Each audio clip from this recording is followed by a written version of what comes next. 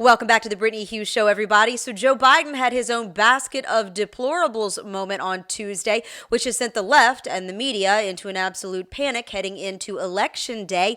So this dumpster fire of a news cycle that we seem to have found ourselves in here kicked off at a Trump rally in Madison Square Garden on Sunday night, where a comedian who is known for his fairly off-color, pushing the edge roasts joked that Puerto Rico was a floating pile of garbage in the ocean.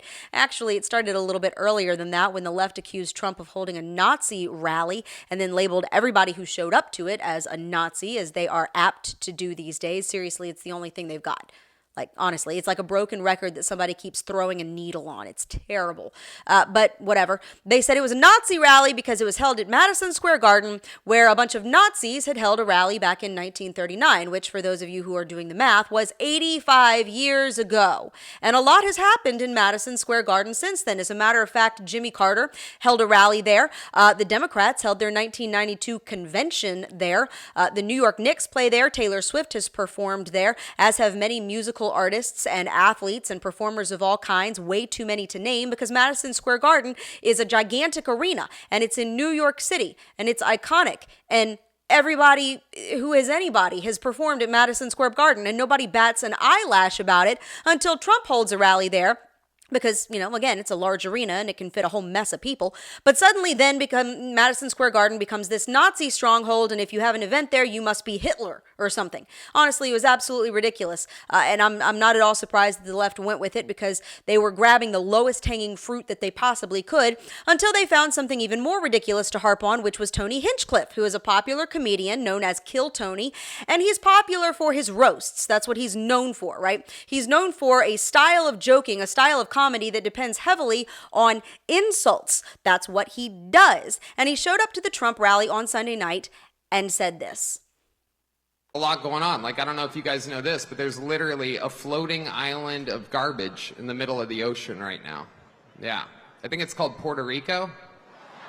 And of course, the left immediately lost their minds over this. Oh my gosh, this was racist, and this was vile, and Trump hates Latinos, and look, he hates Hispanics, and blah, blah, blah, blah, blah. Absolutely ran wild with this. And there are two key points here that the left and their media lapdogs conveniently omitted in their instantaneous aneurysm over this one joke. Whole rally, one joke.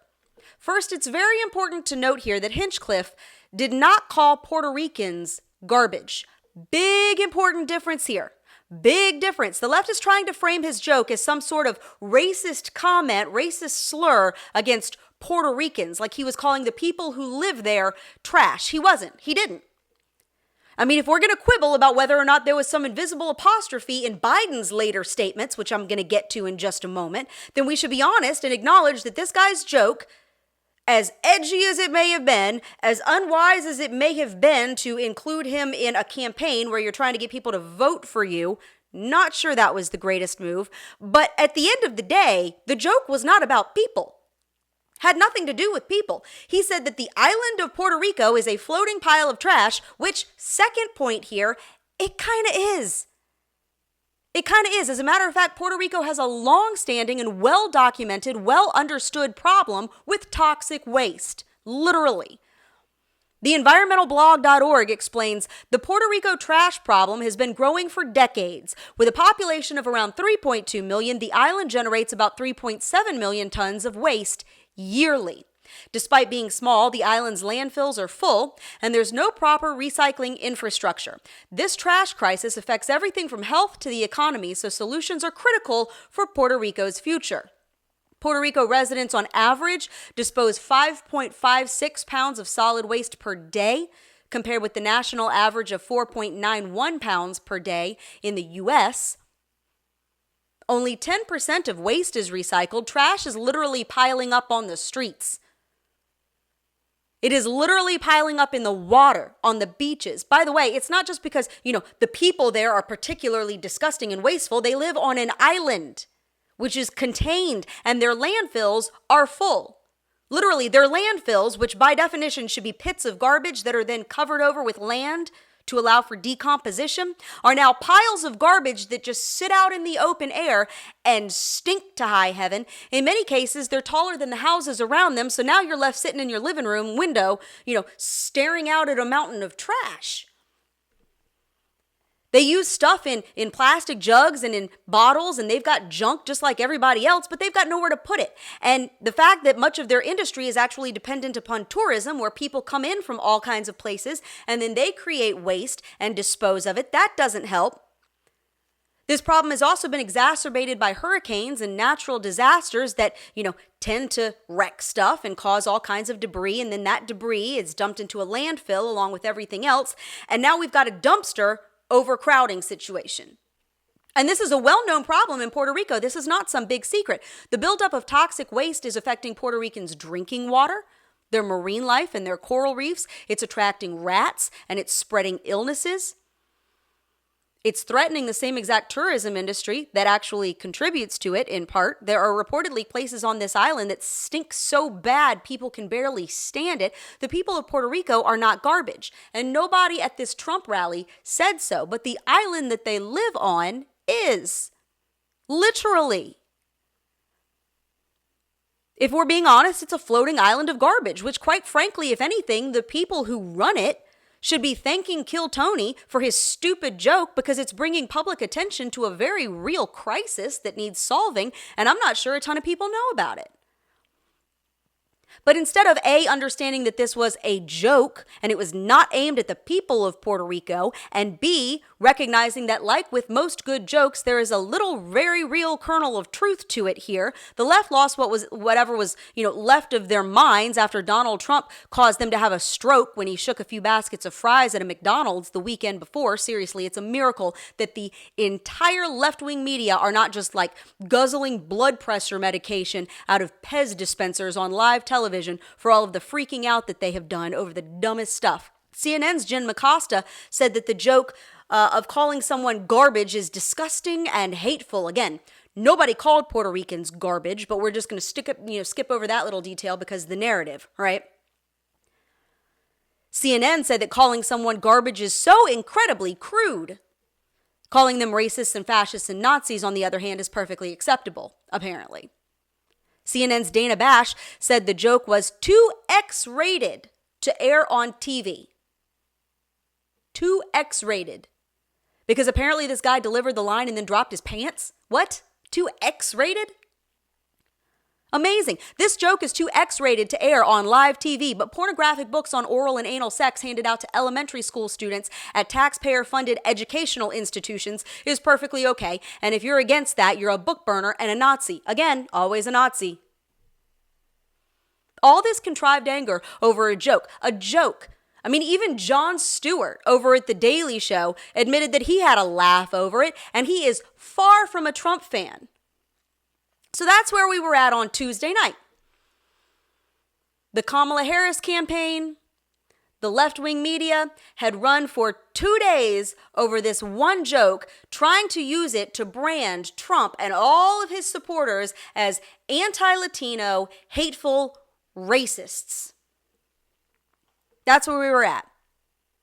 Fast forward to Tuesday night, when Joe Biden managed to mill about on his front lawn like a stroke victim and managed to step on a rake, he in turn, in response to that joke and a question over it, called millions of Trump supporters garbage. He made this statement while speaking on a video call for the pro-Harris Voto Latino, Get Out the Vote campaign. Here's what he said. Full clip. Or Puerto Rico, where I'm in my home state of Delaware, they're good, decent, honorable people. The only garbage I see floating out there is his supporters. His demonization of Latinos is unconscionable, and it's un-American. Because I'm given to understand that calling people garbage is vile and crude and X-rated. Which, by side note here, that is the last time I ever want to use the words Biden and X-rated in the same sentence. Just letting you know. Which begs the question, which one of these things carries more weight, do you think? A comedian whose claim to fame is lobbing insults in the name of getting a few laughs, making a joke about the garbage problem in Puerto Rico, or a president, a sitting president, maligning half of his own countrymen as garbage with absolutely no hint of sarcasm or levity whatsoever.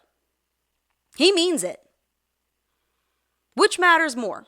Which is a greater insult to people? Which of those statements is genuinely dehumanizing? Which, by the way, since we're talking about dehumanizing people, and since it's apparently the standard of the day, it's worth noting that Hitler also believed that Jews, blacks, and the disabled were garbage. You want to talk about Hitler-esque statements? You want to talk about dehumanizing people? Thinking that your fellow man is trash and disposable? That's the name of the game now, right? Hitler comparisons? Branding your political opponents as fascists and Nazis? Which is more Hitler-like, saying that you want a secure border so that your country doesn't get overrun with sex traffickers and rapists and gang members and you don't know who they are? Saying you don't want American families to go broke trying to buy eggs and gasoline while billions of our tax dollars go to fund never-ending wars elsewhere in the world? Or making a, joke about an island that is literally overrun with piles of trash? Or being a sitting president and branding 80 million plus of your own people garbage simply because you don't like who they're voting for. I'm just saying. You cannot make it a cornerstone of your campaign or your party's platform that the other side is hateful and dehumanizing and then turn around and call everybody who disagrees with you garbage. Because what do we do with garbage? We dispose of it. It's worthless. It's not worth keeping around. That's the implication here. Naturally, the White House immediately shifted into damage control mode. I truly wish I had been a fly on the wall in the West Wing watching all of these nutbags trip over themselves trying to figure out how to spin this like we all didn't just see what we saw and hear what we heard. I'm imagining people falling all over their desks and stampeding in the hallways like that episode of The Office, where Dwight pulls the fire alarm and next thing you know, people are chucking copy machines out of the windows and cats are raining from the ceiling. That's what I'm picturing happening in the White House last night. Hilarious. And here's the best thing that they could actually come up with. Here's the best that they could do. They rolled out this transcript that they claim shows Biden didn't actually refer to Trump supporters as garbage, but that he was saying that Trump's demonization of Latinos was garbage. They spliced two sentences together like it was just sort of a hiccup in the middle that made it sound like Biden was calling Trump supporters trash. It's funny too because they couldn't even really get their story straight. At first they put out this transcript where they included this apostrophe at the end of the word supporters, which would imply that Biden is saying that all of Trump's supporters were dehumanizing and demonizing Latinos. And then they switched it up and they came out with a different transcript that put the apostrophe before the S in supporters, saying that Biden was referring to that one comedian and nobody else. So they couldn't even make up their mind which lie they wanted to go with. They were scrambling. There was an all-out panic attack. But it doesn't really matter which one of these things you go with because neither one of those excuses make any sense. If you listen to the actual recording, if you watch the video, it is expressly clear that Biden calls Trump supporters garbage right before moving on to his next thought. It is clear in his words. It's clear in the cadence of his voice. Play it. Play it again like a football game. Let's go back to the tape. The only garbage I see floating out there is his supporters. His demonization of Latinos is unconscionable, and it's un-American. You would have to be dumb as a sack of hammers to think that Biden just simply tripped over his words or he didn't get the sentence out fast enough or whatever ridiculous excuse they're trying to get us to believe here. He said what he said, and we heard what we heard. But the left don't just think that you're garbage. They think you're an idiot. They think that they can actually tell you that you heard wrong, and of course Biden doesn't think you're garbage. He just thinks you're a racist, xenophobic, bigoted Nazi hick, but not garbage. Never garbage. CNN was totally caught off guard. They had bags of confetti sitting over in the corner that they were going to start throwing when Kamala Harris had her big rally speech on Tuesday night, which she held, by the way, at the Ellipse on the National Mall, which notably is where the Ku Klux Klan rallied in 1925. So according to the new rules, that makes Harris and all of the people who showed up to her event, some 30,000 or so, I'm told, they're all cross-burning pillowcase wearing skinheads. Them's the new rules now, right? But CNN was all set to celebrate Harris's campaign closer and see if they could manage to shove their noses just a few millimeters more up her rear end coming here right at closing time. And that was all completely and totally derailed by Biden busting in the wall like a Kool-Aid man and taking a dump right in the middle of their parade, metaphorically speaking, of course, by the way, because Biden can barely walk and, Matter of fact, though, he might actually take... Never mind. I'm not going to say that. Here was CNN's panel of experts who all, save one, God bless Scott Jennings over there, tried to say that Biden's garbage comment was simply because he is old. And he's not a great speaker and he's got a stutter. Joe Biden has never been a big arena speaker. He's never been the most fluid speaker. And by the way, as someone who had a stutter growing up, it's very obvious to me that there's an apostrophe at the end of supporters there. He was referring to the garbage spewed by supporters, not simply the supporters themselves. Ah, yes.